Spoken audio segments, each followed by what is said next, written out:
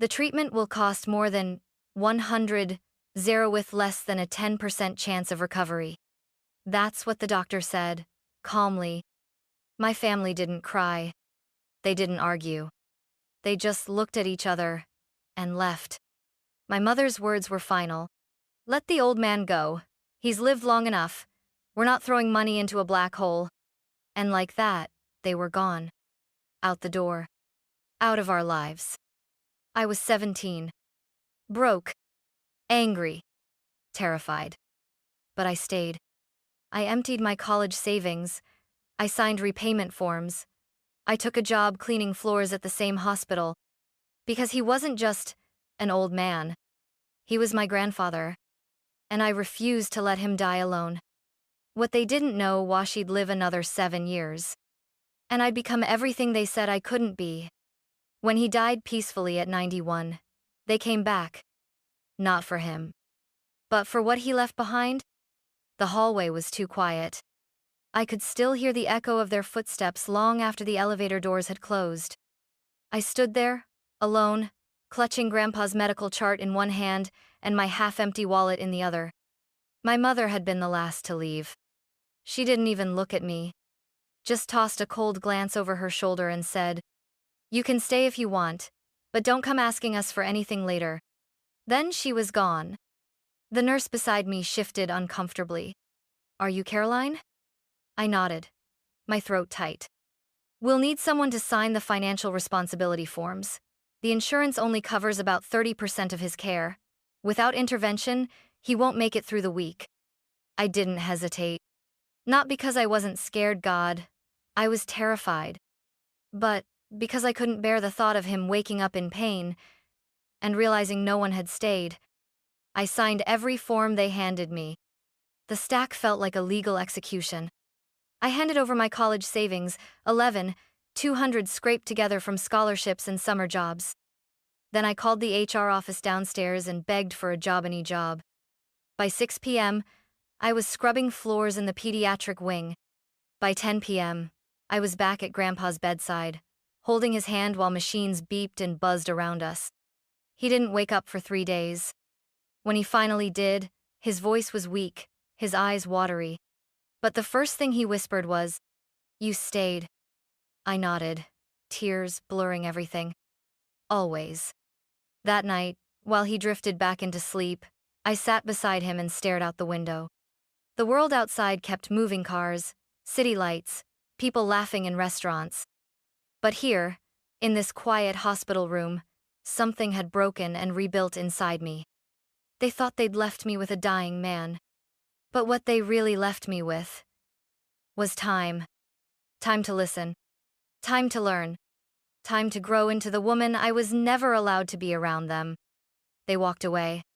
I walked forward. The doctors didn't expect him to last more than a week. But a week passed. Then 2. Then 3. It started with small sign she's, fingers twitching, a flutter of his eyelids, the way his hand gripped mine just a little tighter during the night. I read to him every evening.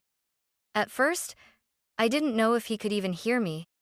But I kept going: old war novels, Reader's Digest articles, even IKEA manuals, anything just to fill the room with something human. Then, one afternoon, as I was spoon-feeding him broth, he said, "Too salty." I froze. "Grandpa?" He blinked, looked at me, then smiled. "You've always been terrible at seasoning." I laughed through tears. It was the most beautiful complaint I'd ever heard. Over the next few weeks, his recovery picked up speed, not miraculous, but steady. He started sitting up, then speaking longer, then walking again, slowly, with my arm supporting his. The doctors called it a statistical anomaly. I called it proof that love matters more than odds. We moved into a tiny 2-room apartment across the street from the hospital. It wasn't much. The paint was chipped, the heater rattled, and we had to share one bathroom with 2 other tenants. But we were together. During the day, I worked hospital shifts and took GED classes online. At night, Grandpa taught me no just math or science, but how to fix things. Circuit boards, light switches, coffee machines. Most people throw stuff out when it breaks, he told me once, handing me a soldering iron. But if you understand how something works, you can rebuild it. That goes for machines, and it goes for people too. Those lessons, in that tiny kitchen with a flickering overhead light, changed my life. They weren't just about wiring or tools, they were about self-worth, about choosing to repair rather than abandon. One evening, he watched me replace a broken switch in our microwave. He nodded approvingly and said, "You know, you've got the mind of an engineer." I shook my head. "I've got the mind of a janitor who doesn't want to burn soup." But secretly, I let that compliment burrow deep inside me. It was the first time anyone had ever believed I could be more than what I was born into. He wasn't supposed to live, but he did. And because he did, I started to live too. The silence from my family became permanent. At first, I thought maybe they just needed time. That once Grandpa was out of the hospital, they'd come around. But then the bank account my mother used to help me manage closed. The family phone plan I was on disconnected. And the last message I ever got from her said, "You made your choice.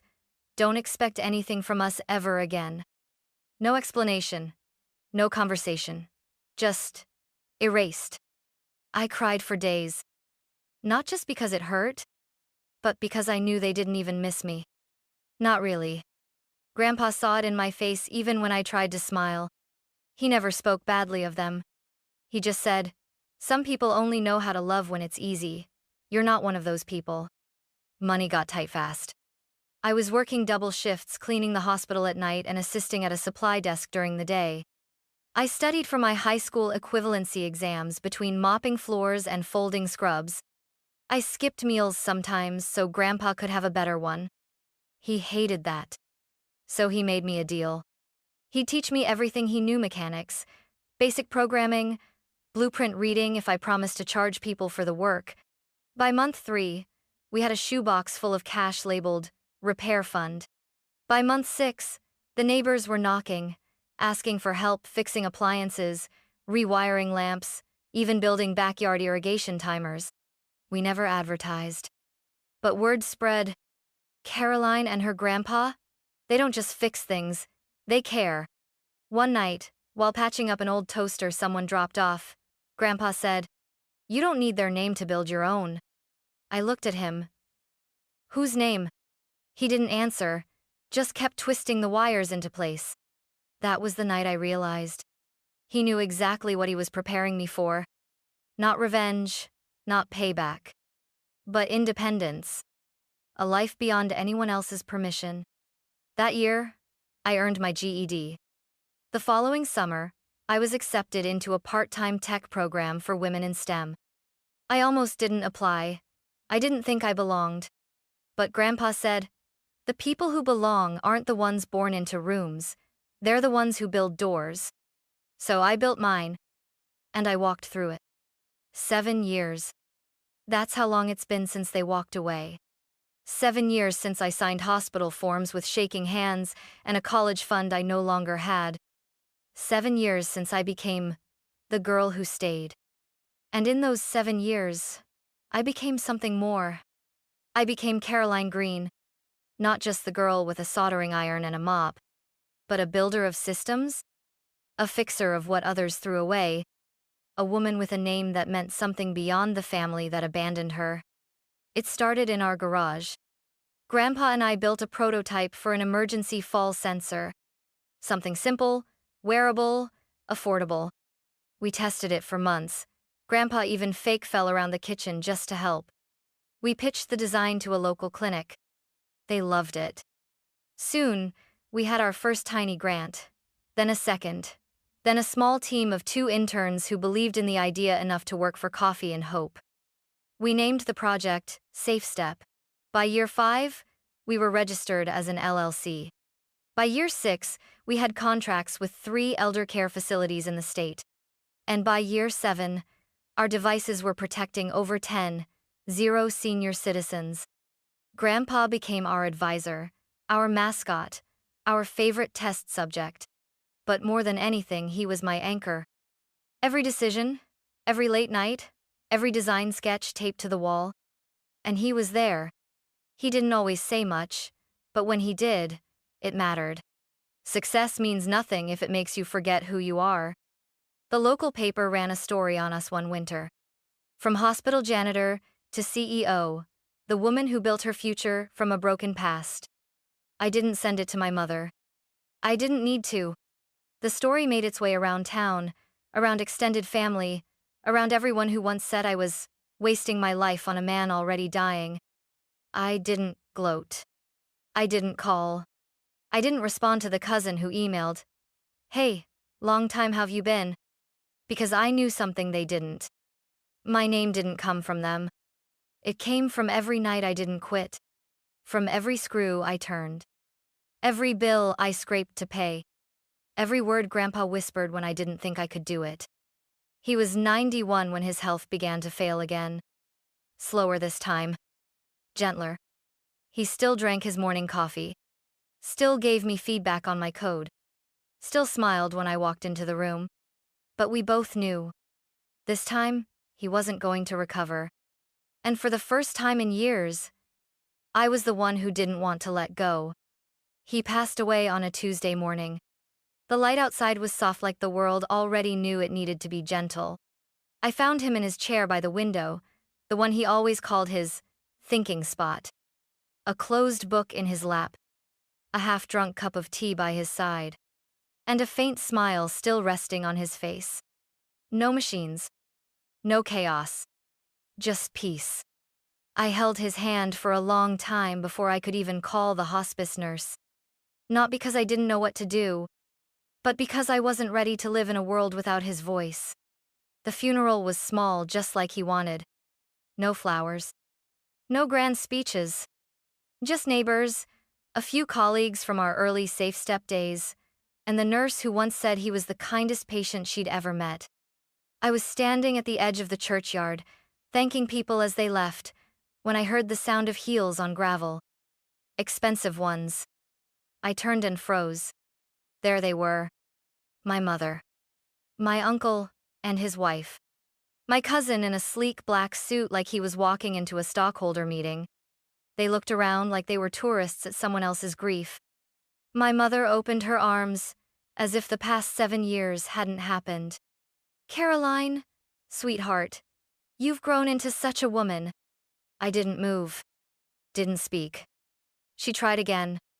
"I know things got messy back then, but we're still family. And your grandfather, he would have wanted us to be together for this." I wanted to laugh. To scream. To ask if she remembered leaving me in that hallway like a used tissue. But I didn't. I just nodded toward the chapel. "He's inside. You have 5 minutes." After the service, as I was gathering programs and quietly folding the donation slips for our new elder care grant, she came up beside me again, this time with that tight smile I remembered from every passive-aggressive birthday dinner. "So, about the estate," she said lightly. "We assume there's a will. Your grandfather wasn't careless." I met her eyes. Flat. Emotionless. "There is," I said. Her smile widened like a net. "Wonderful. We'll need to discuss how everything will be divided." That was when I finally spoke. Really spoke. "You left him to die in a hospital bed, Mom. You didn't visit for 7 years. You never called.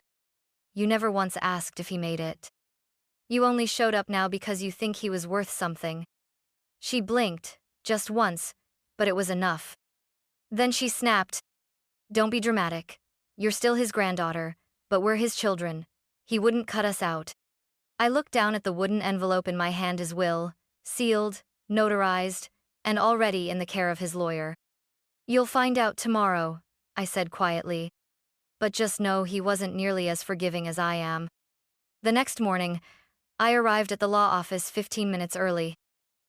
Not because I was nervous, but because I had been preparing for this moment for 7 years. Mr. Alton, my grandfather's attorney, greeted me with the same soft professionalism he always had. He had known Grandpa since the Safe Step prototype days. He'd helped us file the LLC paperwork. And now, he'd help close the chapter. The conference room smelled of polished wood and old paper. I took a seat at the end of the long table. In front of me sat a sealed envelope and a small wooden box, the one Grandpa had asked me to keep unopened until this very meeting. Minutes later, the rest of them arrived.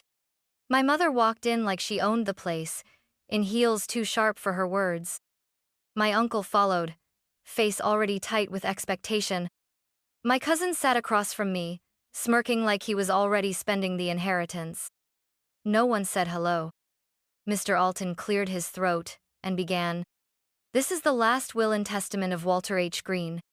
Dated, notarized, and confirmed on his 90th birthday. He paused, then looked at me. Miss Caroline, would you please open the box now? I nodded and lifted the lid. Inside was my grandfather's pocket watch, the one he used to wind every morning at 7:00 a.m. Tucked beneath it was a flash drive and a folded note. I slid the drive toward Mr. Alton. He plugged it into a small monitor. The screen lit up with Grandpa's weathered face. His voice filled the room, soft and steady. If you're hearing this, I've already left this world. And if the people I think are in this room are actually here, well, I'm not surprised. My mother shifted uncomfortably. My cousin looked at the ceiling. Let me make this simple, Grandpa continued. I, Walter Green, leave the entirety of my estate, including safe step shares, real estate assets, personal accounts, and intellectual property, to my granddaughter, Caroline Green. Everything. My uncle's jaw dropped. My mother leaned forward, furious. This isn't legal. He must have been manipulated. She was with him every day. Who knows what she told him to turn him against us? Mr. Alton held up a notarized form. Mr. Green completed a cognitive evaluation 2 weeks before this recording. Full mental capacity confirmed. No coercion. No revision needed. My cousin stood up. You've got to be kidding. She was a janitor. She lived off him. Grandpa's video continued, as if he'd heard every word. To those who say she took from me, I say, she gave me 7 more years. She gave me mornings with sunlight and coffee. She gave me meaning. You gave me silence. You left me to die because I was inconvenient. She stayed and built something. Not just a company, a life. My mother's face paled. I stayed silent. Mr. Alton folded the will with clinical precision. There are no alternate beneficiaries. No contest clause is included. Any legal challenge will void your right to inherit anything. Walter Green's wishes are absolute. Caroline Green is the sole heir. No one said a word. Not really. There was only the quiet hum of air conditioning, and the sound of a legacy being taken away from those who thought they were entitled to it. As they left, one by one, my mother looked at me for the first time with something that almost resembled fear. But I didn't flinch. Because now she knew. I wasn't the girl they abandoned. I was the woman he chose. They didn't leave quietly. The moment the law office doors closed behind us, my mother spun toward me, voice low and venomous. You think this makes you better than us? You manipulated an old man on his deathbed and tricked him into signing everything over. I stared at her, this woman who once told me I was wasting my life on a man who wouldn't make it through the night. Now she stood inches from me, furious not because she'd lost a father, but because she'd lost the money he left behind. You left him, I said calmly. You left both of us, and for 7 years, you never once called to ask if he'd even survived. My uncle stepped in, his voice forceful. We're his children, Caroline. You don't get to erase that. I turned to him. And what exactly did that title mean to you? A duty? A bond? Or just a birthright you thought guaranteed a payday? He clenched his fists, like words weren't cutting deep enough. We can challenge the will, my cousin snapped. We'll go public. We'll tell the press you manipulated a dying man with dementia. I smiled, not because I was amused, but because I was ready. Go ahead, I said. And I'll release the full unedited footage of Grandpa's testimony, his medical evaluations, his daily journals. I'll publish his handwritten letters about what each of you died or didn't do when he needed you most. Let the world see the kind of family you really were. They were silent. But I wasn't finished. I reached into my bag and pulled out one last envelope. This, I said, handing it to my mother, was written by him a month before he passed. It's not legal, it's personal. She hesitated, then opened it. 3 words, handwritten in Grandpa's sharp, steady script. You walked away. Her hands trembled. She crushed the note in her palm like paper could erase shame. For the first time, she didn't speak. Not a curse. Not a plea. Just silence. And that silence said everything. I turned to leave, but paused at the door. You lost the inheritance, I said without turning back. But worse than that, you lost him. And the truth is, you lost him long before he died. I didn't take anything from you. You gave it all up the day you chose convenience over love. They watched me walk out into the sunlight. And for the first time in my life, I didn't feel small beneath their gaze. I felt whole. Not because I had won, but because I had survived, because I had stayed, because I had built something beautiful from the ashes they left behind. And because, in the end, he chose Minot just with his will, but with his time, his trust, and the quiet, unwavering love of a man who saw value in the very person they once abandoned. 6 months later, the house was quieter than ever, but not lonely. I kept the kettle he loved, the chair by the window, and the pocket watch, which I still wound at 7:00 a.m., each morning like a ritual, like a promise.